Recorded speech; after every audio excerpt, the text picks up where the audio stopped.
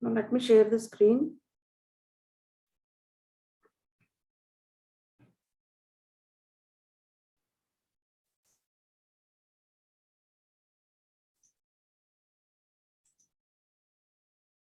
Now here, this is the digital business subject, core subject, generic code.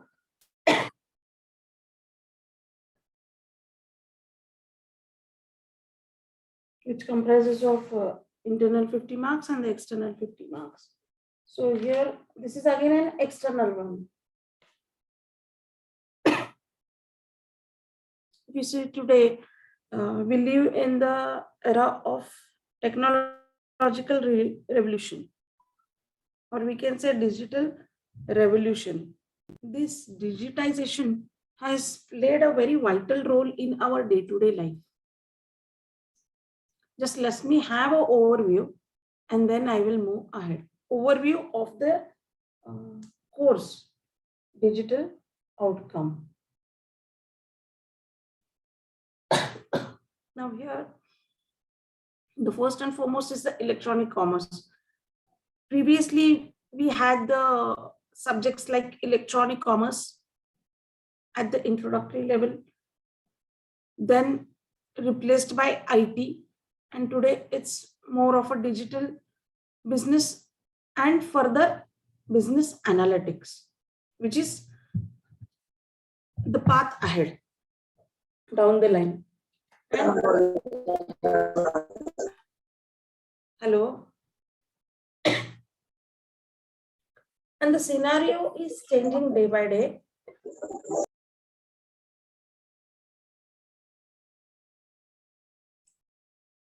So here, what is the digital revolution and how it has affected our society? That is a part of this first chapter, the digital economy. What is the digital enterprise? That is a digital firm or the digital business. Now, whether this PPT is visible? Hello? Yes, ma'am. Okay. Virtual community. We have the virtual communities, the online communities. Defining what is electronic commerce, the scope of electronic commerce. What are the functions of this electronic commerce, or how exactly electronic commerce takes the form in business? What are the emerging e-commerce platforms and the e-business part, electronic markets and networks, or with reference to the content and framework of e-commerce? What all are the components of the e-commerce? The classification may be in terms of transactions, relations among the various participants. The e-commerce business model, how does it work? What is the marketplace? What is the market space? Web 2.0 drivers, the benefits, the limitations of e-commerce, how it has impacted the business, the customers, the citizens, the society, and the government. Because we all are a part of the system of business. The government formulates the guidelines. The government controls the businesses. The customers control in a way by demanding their needs. We are the citizens, and in general, the society also demands. So how this e-commerce has impacted the different components of the system. That is what is about this first chapter. Moving ahead is the mobile commerce, social commerce, and Internet of Things. Now, mobile commerce today, if we see, all of us, we use the mobile handsets. Yesterday, we were speaking marketing about the promotions.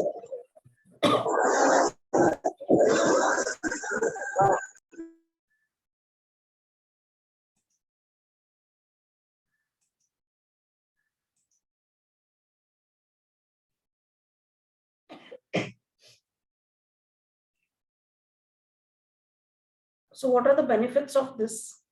Now, here, how are the linkages of e-commerce with the mobile? Mobile marketing is one of the promotional tools which is focused today. Now, here, when we spoke of individual customization and focus the customers, okay. So these tools, ICT tools, become very important and they help in customizing as far as the promotional tool is considered. You get many messages on your mobile. So individually, a person feels a part of the organization. The customer feels that the company, the manufacturer takes care or cognizance of this customer. So you might have also noticed that whenever a message drops in, you just have a look. Maybe it might be not that important. It may be just a birthday wish. It may be just to spread the information regarding the launch of new product by the manufacturer, by the service provider, or maybe a reminder. It can be any of the objectives of mobile promotions or marketing. But yes, it is noted somewhere in the mind of the customer. And that's why this mobile marketing is there, one of the tools. Social commerce. Social commerce, where when we say it's social commerce or social business, that means it is linked with the society. It's linked with people. When people come together, they form the networks. And in business, this networking is very important for the enterprises, especially when the company is in the initial phase, when it is a startup firm, when people are not aware about the products or the services of the organization. So this digital platform helps the marketers to reach or to penetrate in the business very quickly and at a very less cost as compared to our conventional uh, promotional tools. Now, social media, many of you might be also members of this social media. There are many platforms. You have the Twitter, you have LinkedIn, you have Facebook, where people are active. There is a community, the people come together. Those who have the mutual interest, they come together with reference to particular agenda or business purpose. Now, afterwards, we'll see what is this enterprise 2.0, improved business models, what are the entrepreneur networks, enterprise social networks, what are their benefits to again the customers, retailers, employees. All these are the components of the digital business ecosystems or social commerce ecosystem, we can say. So this is about the second one. Similarly, we have the social collaboration where all the businesses or the individual customers, they come together. Now, why this is essential? What is C2C? That is consumer to consumer business, person to person models.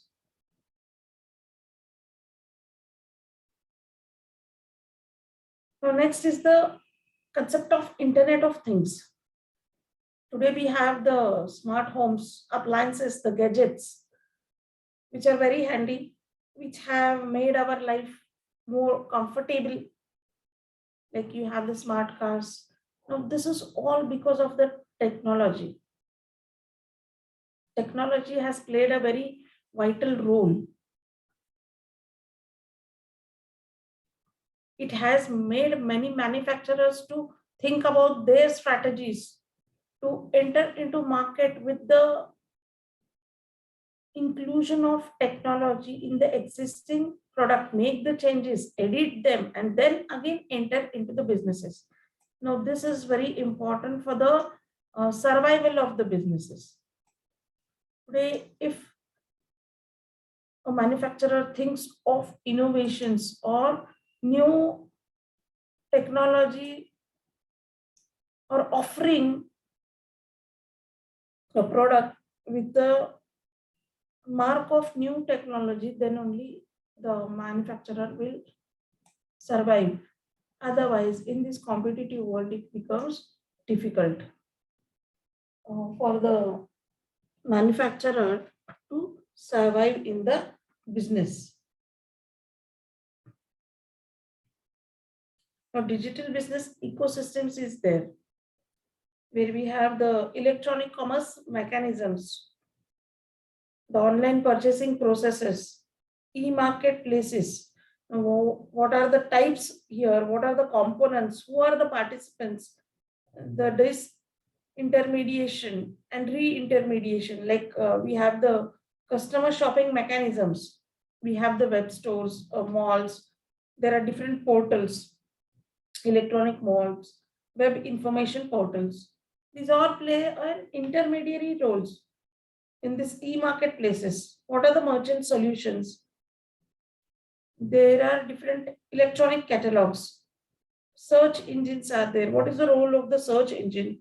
The shopping carts, the electronic catalogs, which flash very easily in front of the customers once we enter the home page. Today, a lot of choices are made available through these electronic catalogs. What is the traditional auctions versus the e-auctions? What is dynamic pricing here? What type of pricing mechanism is considered? And basically very important is in this is managing the supply chains,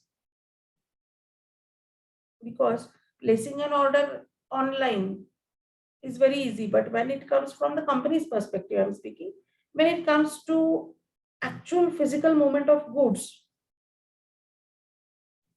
then the structure of supply chain and the speeding up of deliveries is a challenging task, which the companies they manage. Maybe many a times they outsource it also with the partners, and the logistic part is outsourced.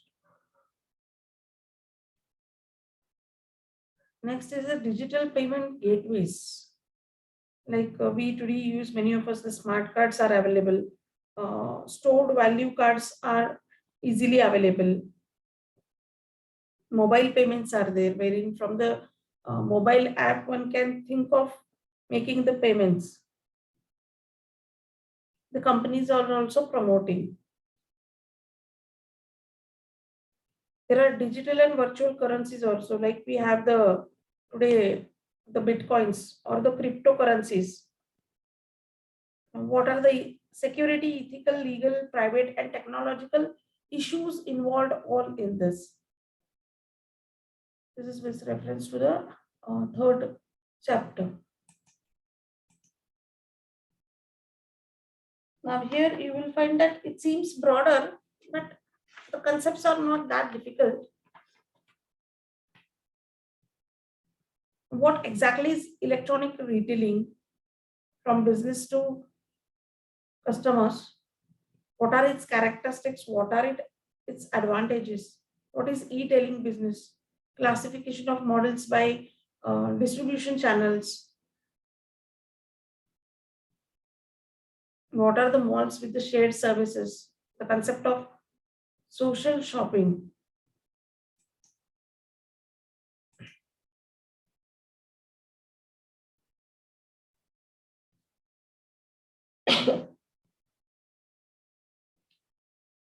What are the drivers for this social shopping? The recommendations, the reviews, ratings and marketplaces, real-time online shopping versus the offline competition, the blick and the click models. How the companies think of customization and personalization. Now coming to the finance related with the technology. Okay, both of them, they are linked together and the word comes is fintech. Financial aspects and technology together. So here we see what is e-banking or the mobile banking services. What are the virtual banks, even the insurance, stock trading, mobile financial applications. This all comes in fintech part. Then the digital government, how government has inculcated the digitization part in their areas, what role it plays, how it has helped the citizens. The government facilitates the citizens, the businesses, the employees by including the digitization part.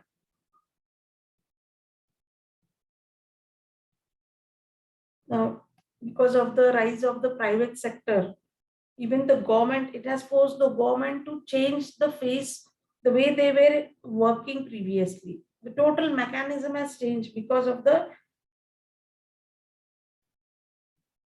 penetration of the internet and the ICT tools.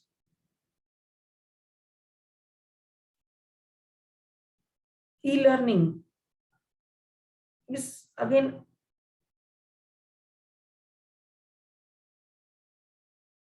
included in it, where it consists the basics of learning.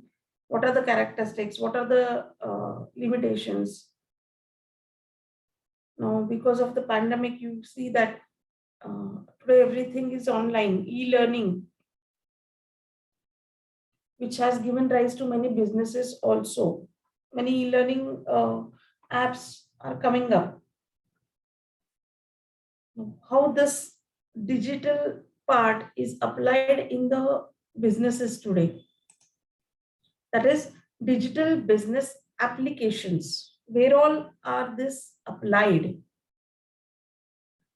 So here if we take tours and travels services, what are its characteristics? What are its benefits, the limitations, the competition is there as far as the travel industry is considered. So overall scenario of tours and travels, tourism sector. Similarly ahead is the e-employment, that is online job market. How social networks are based on the job markets. And today how social recruiting is moving ahead. There are virtual job fairs and employees are recruited virtually. The interviews are conducted virtually. Similarly, the next part is e-health. What is e-health? It is with reference to the health sector, where through the help of internet or e-commerce, the patients are given the service and the data is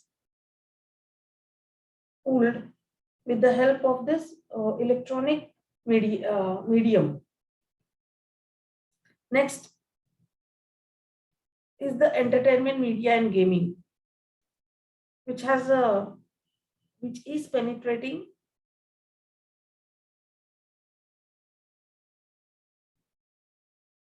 into the market. Specifically more if you see of the service industry, the digital products, the internet TV and the internet radio or mobile entertainment is on rise. The music, the video providers have been able to catch the customers by providing something innovative to the customers. Entertainment in cars, the gaming, the games which are available in the mobiles, okay, or social games and gamification is also included in it. Irrespective of whether it's related to business of social games, educational social games, or mobile gaming. Also, the mobility and the sports part is there. So here, the social entertainment carries more weightage today, because many a times we observe that people are traveling, they just are on their mobile phones. Instead of sitting idle, they are doing something. So here, this entertainment industry also has evolved with a new face. So this is all about what all goes into this digital business.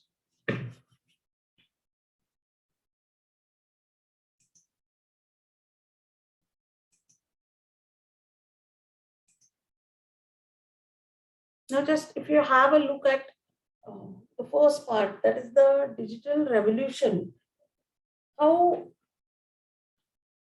the steps have moved ahead with the first industrial revolution.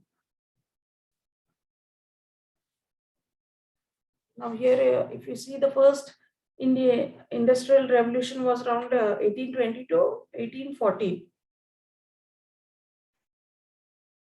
where it had the water and steam power mechanization for production. More stress was given on the production, since mass production was the objective. Okay, during those time, whatever was produced, the people used to consume. It was the seller's market. Sellers used to sell and people used to accept it. There was no say for the consumers or customers during that phase. They did not have the buying power capabilities.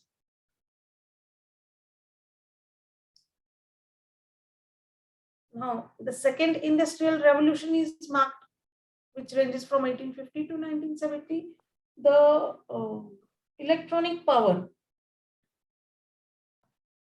came into existence. So when we say it's a mechanized production in the first part, where people were the major component or capital for the businesses, more stress was given on labor. Okay.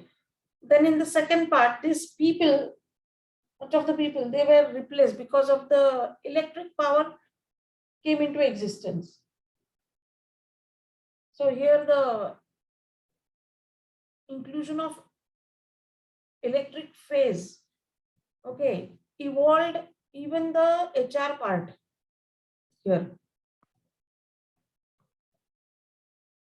There was total unrest initially when this electric power was introduced into the production sector, because people it was like the competition between the people and the technology. There was a fear among the employees.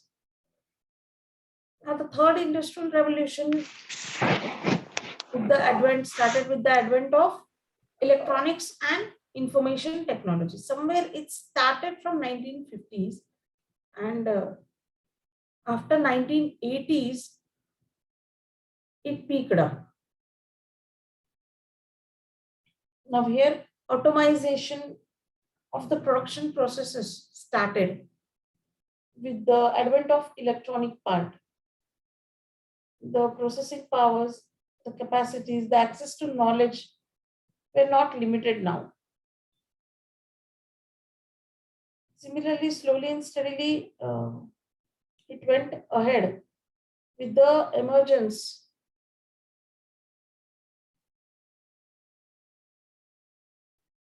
of artificial intelligence, the fourth industrial revolution, which is marked by the machine to machine or Internet of Things. Okay, from 2014, if you see, Internet of Things and machine learning has penetrated more. Now here, the era of 1947, okay, where the working transistors were used. Now from transistors to today's digital revolution phase of artificial intelligence or robotics. It's a, the journey, if you see, it's a very long journey.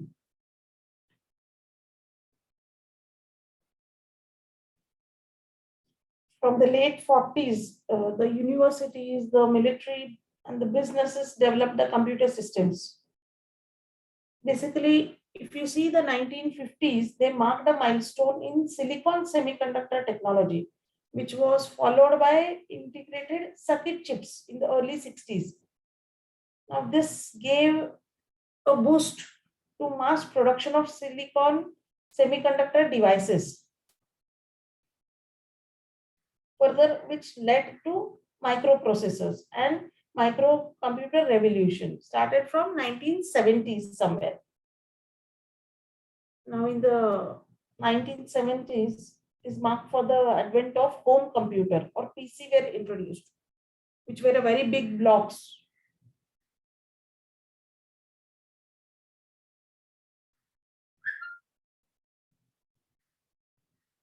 So digital compression technology was the discrete cosine transformation here, which laid the foundation to the digital revolution and included the digital image.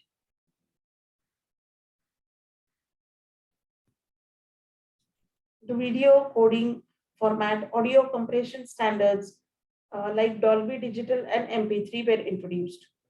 And the digital standards like video on demand and high definition TVs were introduced.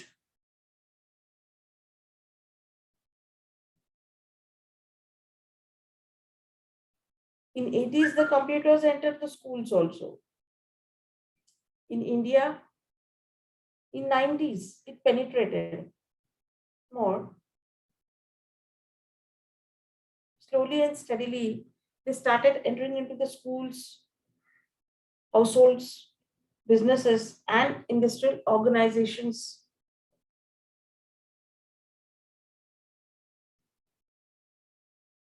Also, the era is marked with the industrial robots, electronic music systems, the bulletin board systems, video games. Now, here the Motorola was the first who introduced the mobile phone. In the early 90s, the World Wide Web became publicly accessible and were only limited to government and universities. Now, here the initial browsers were the Netscape or Navigator and Internet Explorer. Now, by late 90s, not only in America or other developed countries, but in India also, the penetration expanded, penetration of internet, penetration of cell phones, right?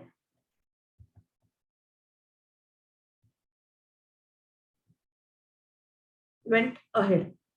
Now, these are just the bullet points where it's, I have just have the tabs as far as the journey of this revolution in digital revolution. Okay, we see that how it has transformed, marked with the era, as well as what were the points which slowly and steadily moved ahead and reached where we are today.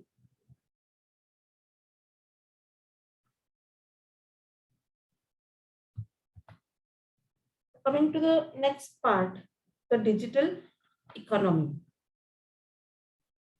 What is an economy?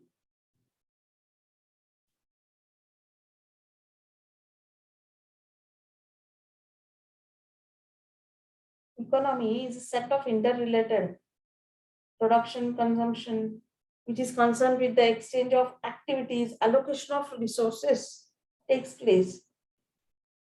And why? Because to fulfill the needs of those living or operating within an economy. So here the major stress is what all is produced in the country and how it is bifurcated or allocated, how the resources are spread across in the economy. If you take an example of India as a country, we have the three sectors. Okay, we have the agricultural sector, we have the industrial sector, and we have the service sector. Everywhere in all of these three aspects, you will find that there is the penetration of digitization, and this technology, hand of technology or ICT tools have helped in boosting the economy, upliftment of the economy of the nation.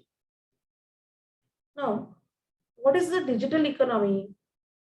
An economy which stresses or focuses on digital technologies. That is, it is based on digital and computing technologies. It is known as the digital economy. Just now I told that how the country or the nation has been successfully implementing or applying these technologies in various sectors so that the face of these sectors change and there is upliftment of it.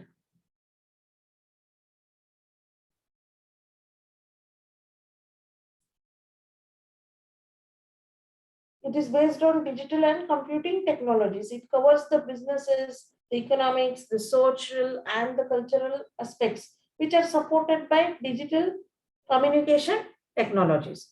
Now, here, if you see any of the businesses, if they today are running, there is no, they cannot say no. It is inevitable that they should have their technology part, ICT tools in business to survive in the market today. Maybe a small firm, maybe a very big giant, corporate giant. There is no alternative for the businesses. Similarly, if we say in terms of economics, there also we need it. As far as the social and cultural aspects are considered, society people like to be together irrespective of any factors. And this digital platform or the technology has helped the people to come together in the virtual world, try to share the cultural aspects also. Now, in part of the cultural aspects, many of them they come from the diverse cultures also together, and many of them against this that the people from the same culture they would like to have their own community.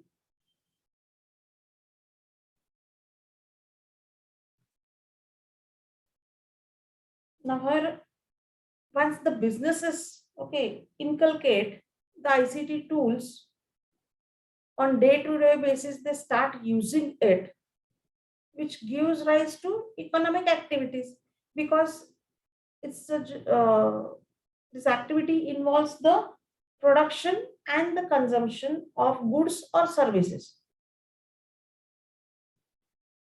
The businesses produce the goods or the services, the consumers consume the goods or the services, and there is a need, there is a demand rather than a need, we can say, when we are speaking in terms of economics, and there are online transactions.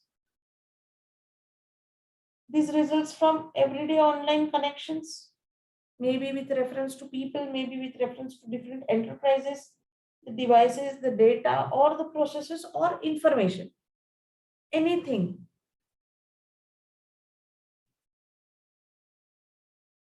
Now, coming to the web economy or internet economy. Today, we are marked in the era of robotics, artificial intelligence, analytics. Okay, so here it is further, it will be marked more as far as this web economy or internet economy is considered. Now, if we take the government decision of demonetization in 2016, the Modi government decided to have the cashless transactions. Okay, the motive may be whatever, but the government came up with this decision to give a boost to the cashless transactions. Okay, now here this decision of government has impacted a lot upon the businesses and the consumers. It gave tremendous boost to our digital economy.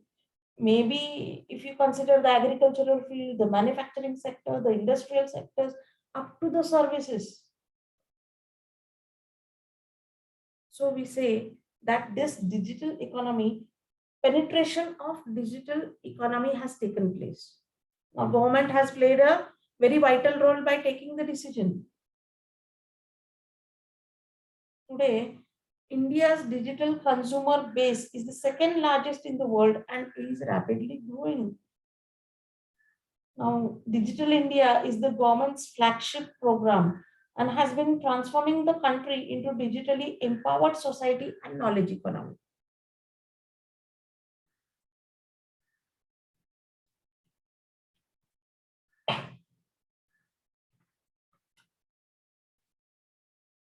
Today, we see that we also prefer the cashless transactions.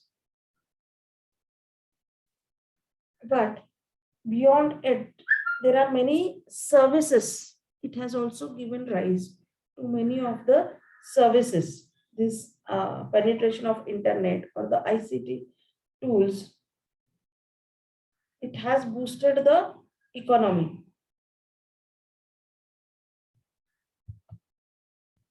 Now, moving ahead with the part of digital enterprises. What are the digital enterprises? Now, a digital enterprise that has completed digital transformation to fully incorporate digital tools and technology into their day-to-day business.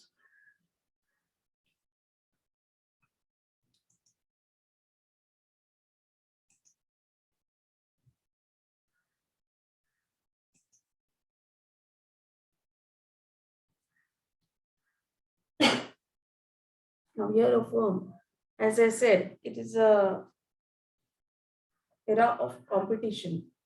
It's a competitive market. The quick response of the enterprises to the technology transformation is much needed. It focuses on digital format and automating business processes by inculcating maybe the cyber part, that is the physical systems, cloud computing, the Internet of Things, artificial intelligence, business, or the machine learning, and the software solutions that are easily or readily available. When the enterprise thinks of automation of the business processes, then only it is going to survive in this techno-savvy world today. Now, this is possible because of the penetration of information technology, which has helped in reshaping the enterprises. We can take an example of the Kotak Mahindra Bank, where the digital product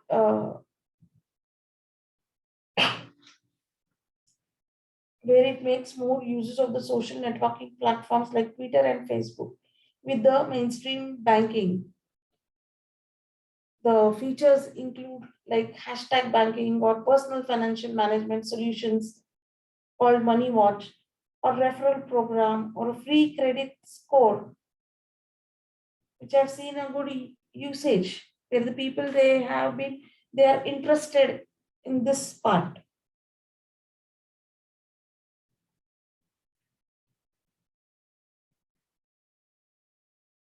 Now, many of the organizations, if you see, they have tied up with the portals, online portals, to penetrate into the market. Now, when we say it's a digital enterprise, it has the customers, the suppliers, the government, the business partners, and the production area. Now, all of them are connected or interlinked through these digital networks. Suppose if you have a corporate office in one city, you have a production plant in the other city, you have the dispatching site somewhere else. So here through the digitization, they need to streamline the processes. The process part is more important because of this digitization. This digital enterprise make intensive use of internet and digital technologies to penetrate the business, to increase the market share. They try to pass on the information to the customers.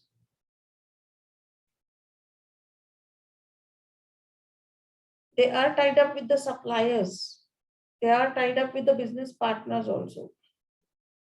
Today we say that it's a global, is like a village today due to the advent of internet.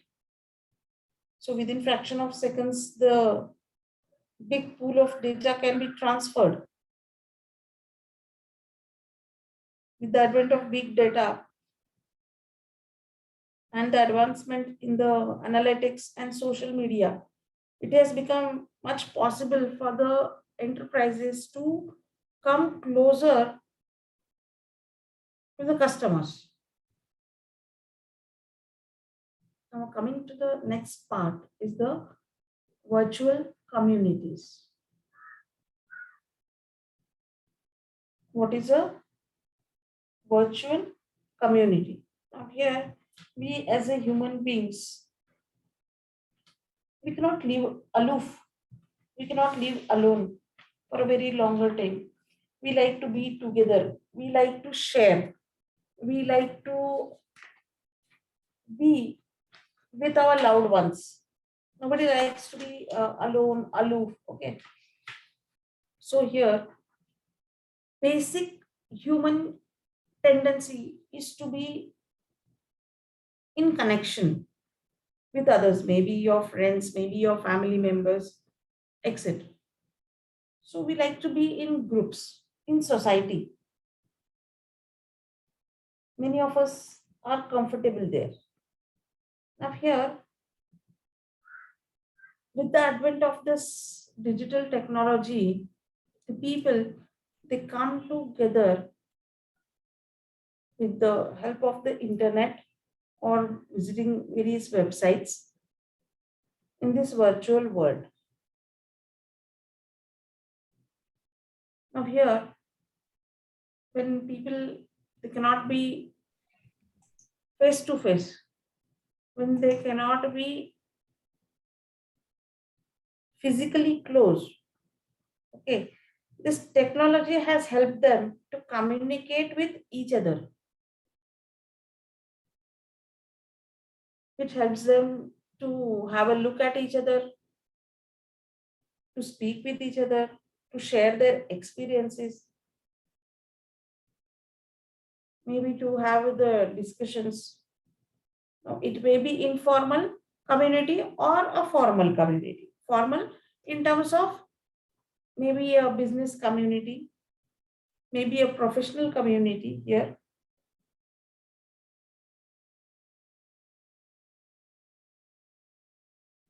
Now, what is the basic objective of this? One thing is just to communicate, be in touch with the others.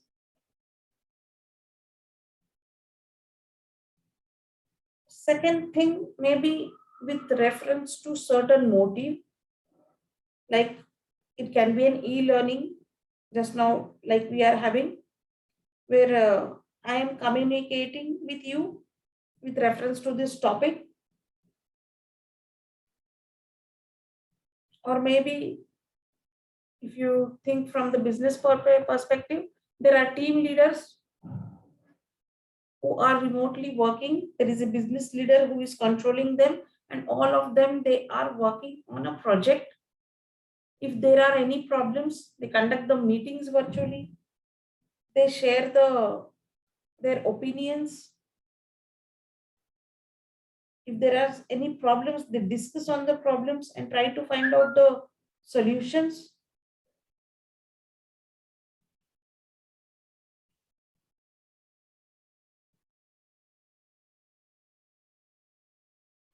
So this is what is the objective why they have come ahead.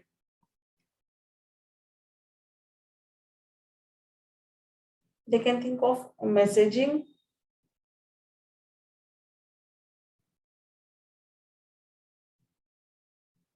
Now here, fun can also entertainment or fun can also be an objective here, especially in game virtual communication, maybe between the friends.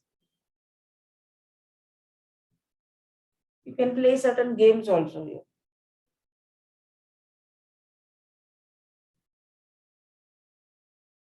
Now the technology further developed the avatars, which could produce speech bubble text, or players could use the headsets for real-time audio also.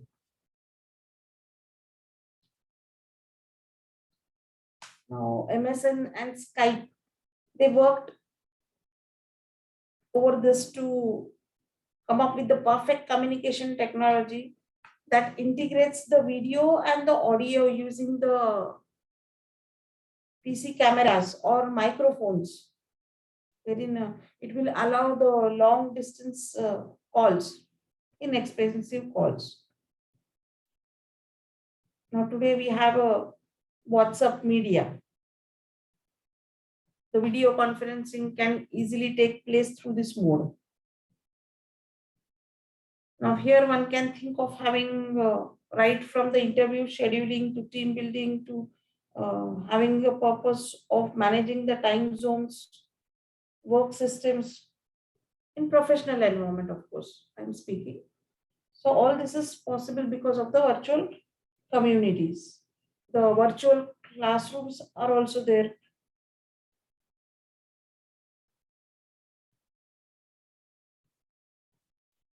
Today, many of the institutes, they have work on this because of the pandemic.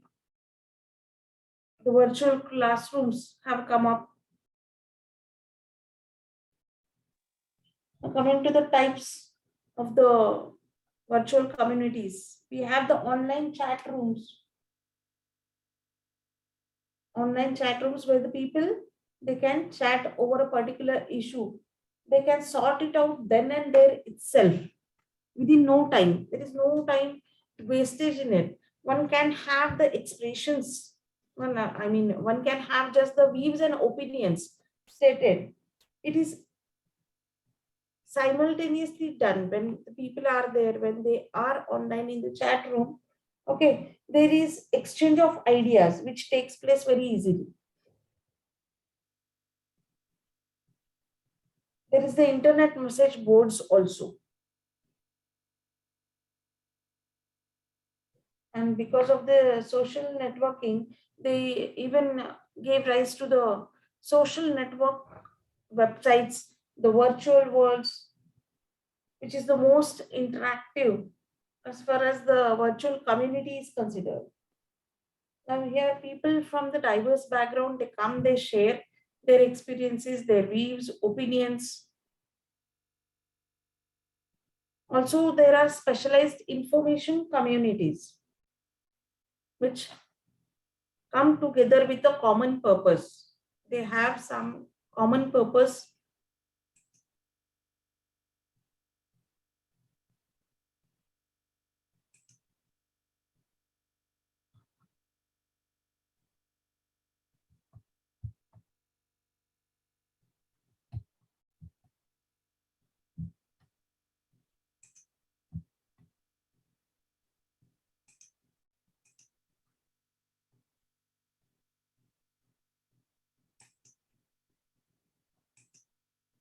Now coming to the next part is e-commerce. That is electronic exchange of transactions. E-commerce. E is internet, commerce is business, with reference to business. Now,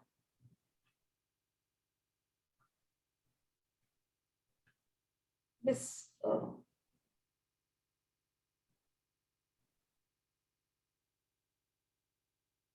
the e-commerce has totally transformed the businesses. It has totally changed the face of Indian economy.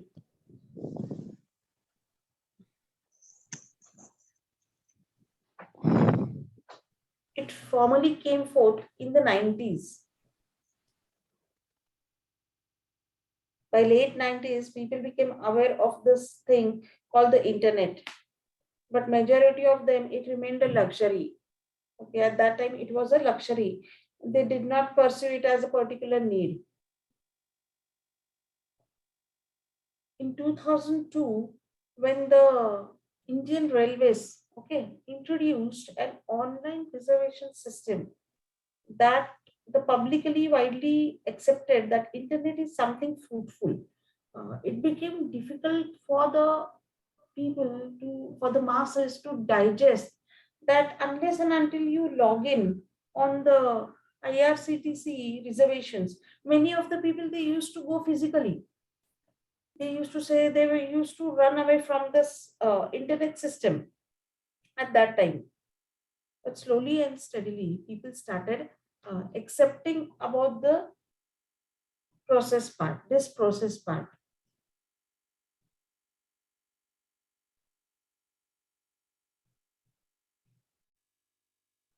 Now here, the real stepping stone towards setting off the e-commerce was done by the two engineers from IIT Delhi who decided to sell books online, maybe from an apartment store from Bangalore. This business idea clicked. However, when the Flipkart came into the business,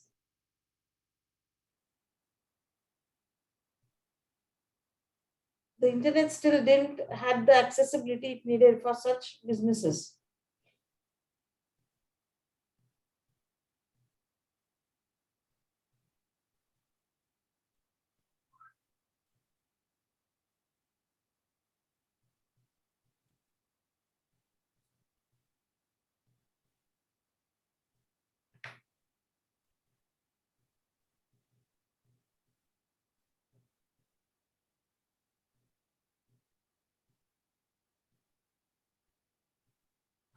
Now here, the government also has taken initiative for this electronic transactions to take place.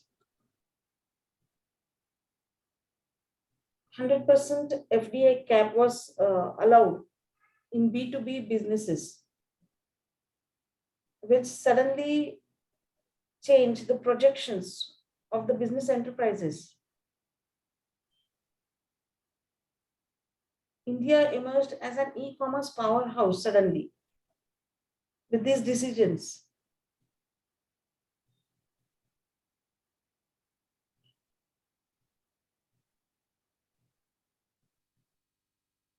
In 1991, this chapter started.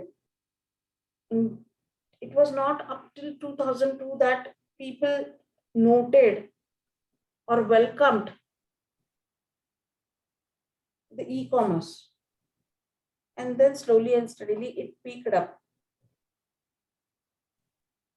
Air Deccan was the first to introduce the low-cost airlines. Like we had the IRCTC, even here also. In this, now why this I'm speaking about this, because the web bookings was there. Why web bookings started to save the commissions given to the agents who are in between the provider and the customers. Excuse me, ma'am. Yes. Next lecture also you are taking. No. So shall we wind up this because we have to? log in the next lecture. Okay, I think there are, okay, it's 8 o'clock. It's like 8 o'clock. Okay. May I know your name? Ajay Gaikwad. Acha Ajay. Yes. Sorry, I was just winding up with the Okay. scenario. Yeah, please continue. Okay, we will continue this part in the next session then.